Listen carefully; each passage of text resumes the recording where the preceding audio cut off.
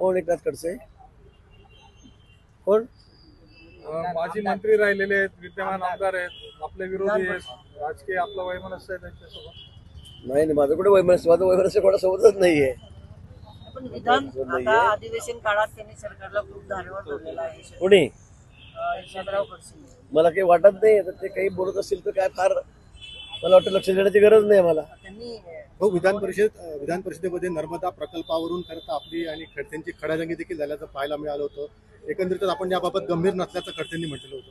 नाही, मी कुठे काय खडाजंगी केली. त्यांनी प्रश्न चुकीचा विचारला, त्यांनी अभ्यासच केला, त्यांनी मान्य केलं की म्हातारपणामुळे माझी बुद्धी थोडी कमजोर झालेली आहे, मला वेळ लागला असं त्यांनी काहीतरी म्हटलं. पण मला मी तसं म्हणणार नाही. ते ज्येष्ठ नेते आहेत, मोठे आहेत, पण त्यांना स्मृतिभंग झाला असंही त्यांनी म्हटलेलं आहे.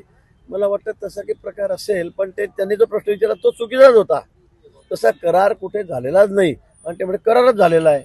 आता मी त्याला 4 वेळा सांगत होतो की असा कुठलाही करार नारपार तापीच्या संदर्भात, तापी आरच्या संदर्भामध्ये, हा नर्मदे संदर्भात, त्या ठिकाणी पाणी वाटपाच्या संदर्भात झालेला नाही. 2-3 विषय एकत्रित होते त्या ठिकाणी, पण तसा कुठलाही करार आमचा गुजरातचा आमचा झालेला नव्हता.